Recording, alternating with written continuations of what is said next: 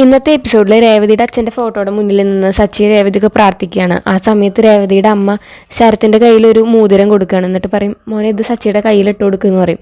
അപ്പോൾ സച്ചി പെട്ടെന്ന് തിരിഞ്ഞു നോക്കിയിട്ട് എന്തത്? അപ്പോൾ സച്ചിയായിട്ട് അത് സ്വർണ്ണമോതിരം എന്ന് പറയും. അതൊന്നും വേണ്ട, എനിക്ക് ആരുടെയും ഇതൊന്നും വേണ്ട, എനിക്ക് വേണ്ടി ആരും ഒന്നും ചെയ്യണതും എനിക്കിഷ്ടമല്ല, പിന്നെ ഞാൻ സ്വർണ്ണമോതിരം ഉപയോഗിക്കില്ല എന്നൊക്കെ തന്നെ പറയും. അപ്പോൾ രേവതി പറയും, അവരത് ആഗ്രഹം കൊണ്ട് തരുമല്ലേ, നീ വാങ്ങി സച്ചിയേട്ടാ പറയുമ്പോൾ രേവതിയോട് പെട്ടെന്ന് ദേഷ്യപ്പെടും കേട്ടോ. അപ്പോൾ എല്ലാവരും പെട്ടെന്ന് ഞെട്ടും. അപ്പോൾ സച്ചി, അല്ല എനിക്ക് വേണ്ട, അത് ദേവുവിന് കൊടുത്തോ, ഇനി ദേവുവിൻ്റെ കല്യാണമൊക്കെ അല്ലേ വരാൻ പോകുന്നത്, അപ്പോൾ അവൾക്കത് ആവശ്യപ്പെടും എന്ന് പറഞ്ഞിട്ട് അങ്ങനെ പറയാം കേട്ടോ. അങ്ങനെ സച്ചി വാങ്ങുന്നില്ല. അങ്ങനെ സച്ചി ശരത്തിനോട് പറയും, വാടാ നമുക്ക് പോയി പടക്കം പൊട്ടിക്കാമെന്ന് പറയും. അങ്ങനെ പടക്കമൊക്കെ പൊട്ടിക്കണ പോകുമ്പോൾ രേവതിയോട് ചോദിക്കും, എന്താ മോളെ സച്ചി അങ്ങനെ പറഞ്ഞു ചോദിക്കും. അതൊന്നുമില്ല അമ്മ, സച്ചിയുടെ സ്വഭാവം അറിയാമല്ലോ, നമുക്കത് പിന്നെ എപ്പോഴെങ്കിലും കൊടുക്കാം എന്നിങ്ങനെ പറയും. അപ്പോൾ അങ്ങനെ എല്ലാവരും കൂടി പടക്കം പൊട്ടിക്കാൻ പോവുക. അപ്പോൾ ശരത്ത് പടക്കം പൊട്ടിക്കുമ്പോൾ രേവതി ഇങ്ങനെ നിൽക്കുകയാണ്. അപ്പോൾ സച്ചി പറയും, ഓടണ്ടാട്ടോ ഇനി പടക്കം പൊട്ടിക്കുമ്പോൾ എന്ന് പറയുമ്പോൾ രേവതി പറയും, എനിക്കതിന് പേടിയൊന്നുമില്ല പറയും. അങ്ങനെയാണെങ്കിൽ നീ ഈ പടക്കം പൊട്ടിക്കുമെന്ന് പറയും കേട്ടോ. അങ്ങനെ രേവതി ആ പടക്കം പൊട്ടിക്കുമ്പോൾ പെട്ടെന്ന് രേവതി ഓടി ചെന്ന് സച്ചിനെ കെട്ടിപ്പിടിക്കുകയാണ്.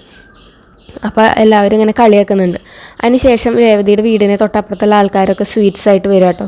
അങ്ങനെ അവർ പറയും, നിനക്ക് സച്ചിനെ പോലത്തെ ഒരു മരുമകനെ കിട്ടിയത് നിൻ്റെ ഭാഗ്യമാണ്, എൻ്റെ മരുമകനും മകളെയും കൂട്ടി വരാമെന്ന് പറഞ്ഞു, ഇതുവരെ അവർ വന്നില്ല, നിനക്ക് സച്ചിനെ കിട്ടിയത് ഭാഗ്യമാണ്, അതുപോലെ തന്നെ സച്ചിക്ക് രേവതിനെ കിട്ടിയതും ഭാഗ്യമാണ്, സ്വന്തം അനിയനെ പോലെ കണ്ടിട്ട് സച്ചിയുടെ അനിയൻ്റെ കല്യാണം നടത്തി കൊടുത്തില്ല ആരും അറിയാതെ എന്നൊക്കെ പറയട്ടോ. അപ്പോൾ അവർക്കൊക്കെ ആകെ ടെൻഷനാകും. അപ്പോൾ സച്ചിക്കാണെങ്കിൽ ഇങ്ങനെ ദേഷ്യം വന്നുകൊണ്ടിരിക്കുന്നത്.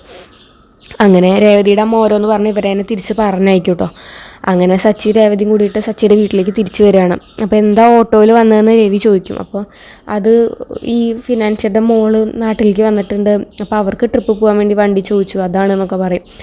അങ്ങനെ സച്ചീനെ അങ്ങനെ അടിമുടി നോക്കിയിട്ട് ചന്ദ്ര പറയും, ഇവൻ്റെ മേത്ത് സ്വർണ്ണമൊന്നും എടുക്കുന്നത് കാണാനില്ലല്ലോ, സാധാരണ ദീപാവലിക്ക് പോയി വന്നു കഴിഞ്ഞാൽ സ്വർണ്ണമാലയും പിന്നെ മോതിരം ഒക്കെ കൊടുക്കേണ്ടതാണെന്നൊക്കെ പറയും.